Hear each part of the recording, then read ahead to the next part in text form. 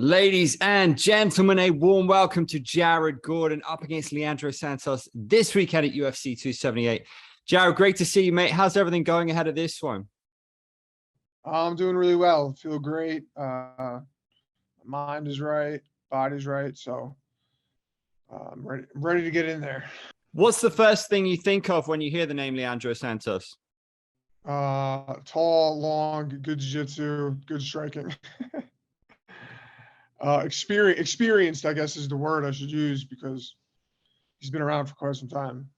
When you hear another fighter's name, is sometimes the first thing you think of, I know how I'd beat this guy. Do you know what I mean? When you think of him, where do you see yourself being better? No, sometimes I'm like, oh, I don't want to fight that guy. That's more like it for me. But that's every person that they put in front of me. I'm like, oh, like, couldn't give me like something a little better than that. But I mean, at this point in my career, what's the difference who I fight? I fought a lot of really tough guys, and I've lost to some of them. I've beat some of them. So, I'm not ever gonna have easy fights anymore in my career. I believe some will be easier than others, but everyone's good at this point. So it's all the same. What's the biggest reason that you do this? The reason I fight, I mean, I only have one reason. That's to try to serve other people, help other people. I believe that I'm doing God's work. And, I used to think fighting was about getting rich and famous and being in the spotlight, which I guess partly it is because it's the way I make a living. I love competing. I enjoy being on TV, being in the spotlight. It's obviously really cool. But I found out that that's not what it's about. It's not about me. It's about other people, trying to help other people. When did you realize that? When I got sober, 2015, it's when I personally found God. That's what helped me get sober, and then I realized, like, all right, it's not about me. And the only reason that it happened that way is because someone helped me the same way, and they were so selfless and didn't matter what time it was, where I was, when, how, what was happening. They came and helped me, and they just asked me to pay it forward. They didn't want anything in return. They weren't making money off me. They weren't. So they said, you just got to do this. What I did for you just got to do for someone else. And I agreed. I said, all right. So. Does it make you more powerful as a person, as a fighter, knowing that you've got other people looking to you and kind of getting inspired by your story? I think it grounds me. Sometimes, I'm like, I hate this sport, especially after a loss. You're like, why do I do this? What's the point of this? But yeah, in the fight too, man, when things are getting crazy, rough in there, I'm tired or I'm bleeding, I'm like, all right, well, I know why I'm here. And I believe it's God's will, I think this is what he wants from me. So this is why I'm on this planet. I'm here to fight. What was it like for you at that time in your life where you're getting high, but you were on a crazy win streak when you're fighting Cage Fury? I don't think you lost till like the Jeff Lentz fight. Was it around then that you got sober? No, man. So there was only the beginning of my pro career I was using, and then I would get sober for a little while, then I would relapse. I'd still be training and taking fights, and I think I just got by on like toughness and cardio, and because I was always in shape for some reason, even though I might have been using substances. But when I fought Jeff Lentz, I was sober for that. And he hurt me. The doctor had to stop the fight. I broke my orbital floor, my medial wall, and I had to have a big metal plate put in my face. And man, when I got to the hospital, they gave me a huge shot of morphine, and I knew that I was and I spent the next 4 or 5 days in the head trauma unit, and they were giving me IV pain meds, which at the time opiates, was my drug of choice. So when I got out of the hospital, I actually was okay for like 6, 7 weeks, and then I gave up, and I went back to using. So there was a stretch where I was using, then I got sober again. But then after that, the only time I fought, I was sober. But I got sober 2015, Christmas Eve, 2015. I had my last overdose. I woke up in the hospital the next day, super dope sick. So I left the hospital and got high, but I went to detox that night. And I've been sober since. So my sober date is December 27, 2015. But I've been, obviously sober since almost 6 years and 8 months now. Do you think MMA or sport is the best outlet for people? Not necessarily, no. Outlet as in like, what kind of outlet are we talking about? Like blowing steam off, or like? I think Like, outlet to what do get you? away from outlet to get healthy and get away from drugs. I think it's definitely something that could be a variable, and is like something that like you can work towards. And when, for me, it's like, all right, I can't get high anymore. Obviously, I'm in the UFC. I'm not going to get high. Like, it's not going to better my chances at winning. Shooting cocaine and heroin is not going to help me in the cage. So yeah, it's definitely a reason, quote unquote, to like stay sober, but it's not the end all, and it won't keep you sober. You need to have like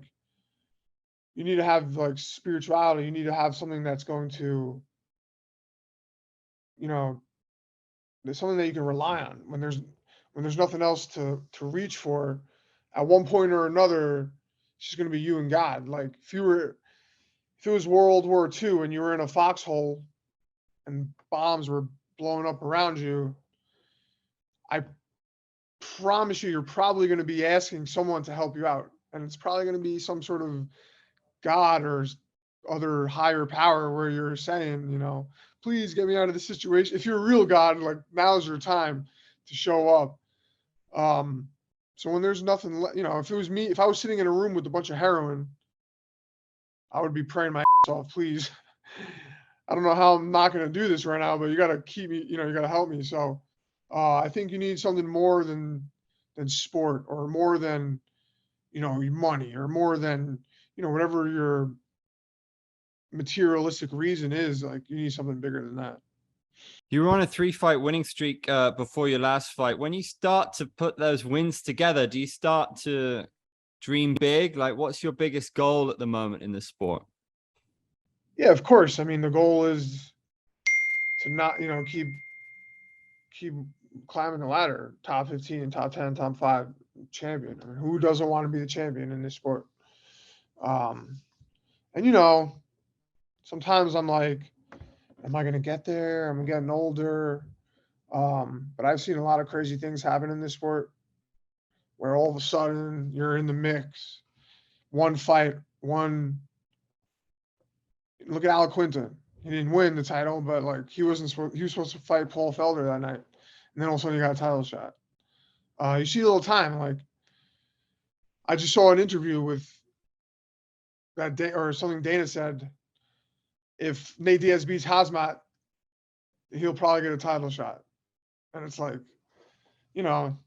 anything can happen in MMA. So I just keep the faith. And yeah, of course, I was on a 3-fight winning streak. If I beat Grant, I probably would have fought someone in top 15, right? Or maybe top 10, who knows?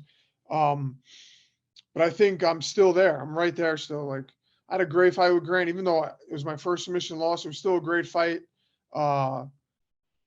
And I beat some prospects before that. Joe Selecki, huge prospect. He's 4-1 in UFC. So I mean, I think when I win Saturday night, that I'm going to get another big opportunity. This is a big opportunity right here. So it's not like, this guy was, I think he was ranked at one point. He was on a 7-fight win streak. He beat a lot of good names, and he's tough and experienced. So I think this is a great way for me to show out. Well, you speak about guys and how they've set an example of what can happen quickly. I mean, Charles Oliveira, you fought him. He was like lost 4 out of 6, 2015 to 2017, I think. How good is he, and how inspirational is his story, being one of the best lightweights ever now? Yeah, it's incredible. That night after I fought him, my wife was there with me in Brazil, and she was like, "That guy is going to be the champion." And there was still like 5 or 6 fights away from him winning the belt or whatever it was. He went through a gauntlet of guys before me and then after me. Super inspirational. Yeah, he's amazing. Obviously, look at the guys he's finishing. He's finishing everyone. It's not just like, oh, I'm winning split decisions. I'm the champion and I'm winning split decisions. It's not. He's finishing. Sorry about that. Here we go. He's finishing guys. So I think that he's great. He called me right on the button. Like, I was doing well too. Like that first minute, I was making him squint. I landed a couple jabs. He went to throw me, didn't get the throw. I ended up on top, and like I made a mistake. I should have stayed on top of him. And then I got up. I was pressing him towards the cage, and I zigged when I should have zagged, and he caught me right down the middle, and he finished the fight. But then he did that to everyone before me and after me. So it's like, it's cool to the see you. experience I got from that was amazing, though. It's cool to see you at Sanford, which is like, I feel like they just keep adding killer after killer. You train a lot with the Burns brothers, right? Do we need to see Jorge versus Gilbert, do you think? I think that's the fight to make at this point for Gilbert. He's earned his right to get like money fights, I guess you can call them, or big, showcase fights.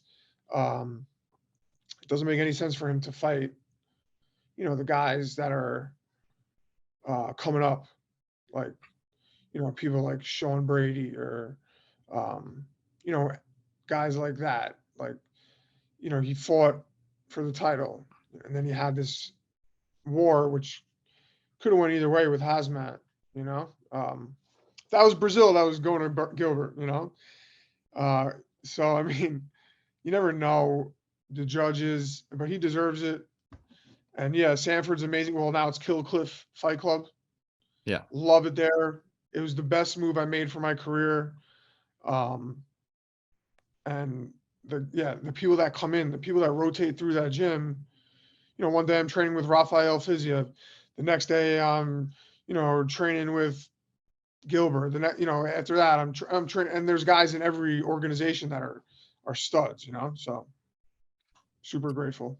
Is it your destiny to fight MSG later this year? And we'd need a pretty sexy name for that, right? It's a sexy venue. So like, what have you got planned? Yeah.